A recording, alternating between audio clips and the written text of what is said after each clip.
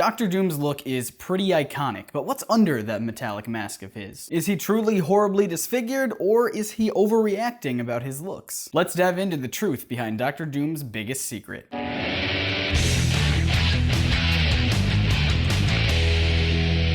Welcome to Comic Misconceptions, a show that takes you into detail about the things you think you know about comics. I'm your host, Scott Niswander, and a couple weeks ago I asked you guys to vote on a topic that you would like to see for a future episode. The choices were between the real origins of Fantastic Four and what Dr. Doom's face looks like. And obviously, judging by the title, I assume you know which one won. But to my surprise, the voting was actually a lot closer than I thought it would be. Dr. Doom only won by 2 votes, which tells me that sometime in the future I have to revisit the Fantastic Four origin, because obviously you guys still want to see that one as well, and there could also be more voting in the future as well if you guys like that. But for right now, let's talk Doom. Victor Von Doom is your classic comic book orphan whose parents' death sent him on a path to supervillainism. When he was in college, he built a machine that would hopefully allow him to retrieve his mother's soul from a powerful demon named Mephisto, but the whole thing blew up in his face. Literally. Von Doom was left hopelessly disfigured after the lab accident. He couldn't even stand to look at himself in a mirror and vowed that no one else would ever gaze upon his face again. He was expelled from college and went to master the secrets of black magic. He was taken in by some monks who forged his armor and mask, and from then on, he kept his face hidden from the world, determined that no one would ever see how hideous he was. But was he even hideous? Well, if you go by the action figures, it's kind of a toss-up. Marvel has put out several Dr. Doom toys over the years with removable masks. Some have Doom looking like he desperately needs to see a dermatologist, whereas others show him having just a small scar. Here he looks almost Deadpool-esque, and here he just has a tiny, measly scratch. Then there's this one that I'm kind of uncomfortable with. So which one is it? Is he horribly malformed, or is he just turning a small scar into a bigger deal than it needs to be? Dr. Doom was created in 1962 by Stan Lee and Jack Kirby, as were probably all of your favorite classic Marvel characters. But it seems like these two had kind of different opinions about what Doom's face looks like under the mask. I want to believe that they both started out thinking that Doom's face is hopelessly disfigured, as we can see in Fantastic Four number 10 when we get this reaction of Doom removing his mask. The kicker? The comic was written by Stan Lee and Jack Kirby, and the two guys freaking out over what Doom's face looks like are Stan Lee and Jack Kirby. So at least in this point in time, it seems the two were on the same page about Doom's face. Literally, because they were on the same comic book page as Doom's face.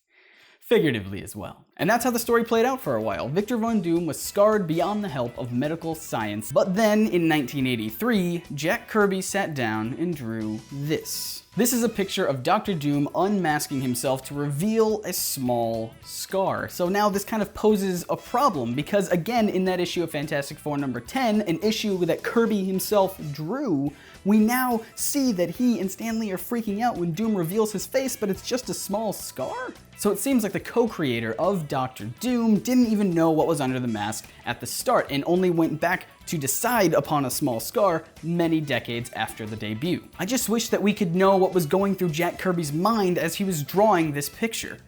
Oh wait, we totally do. Take a listen. This is what he looked like, and he would be about this age. His scratch, his scar would start over here. But on the whole, he's a fairly good-looking guy. Well, I mean, the whole thing with Doom is that he was perfect. Yeah, he was He was perfect. perfect. Yeah, Right? and perfectionists can't stand less. Right. So it drove him mad.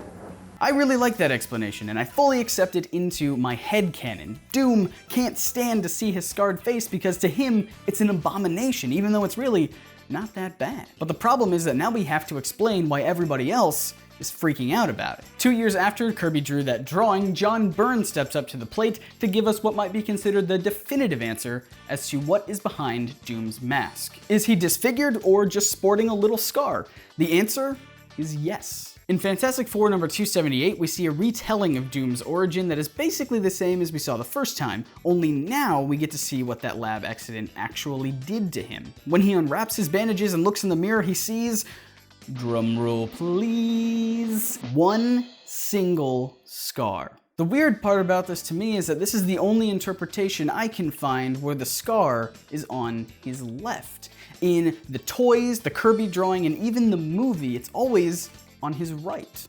Interesting. Doom looks upon his scar and declares his face too horrible for any human eyes to ever gaze upon. He heads to the mountains where the monks build his armor, and they place the freshly forged mask on his face before it has a chance to cool down, thus burning his flesh.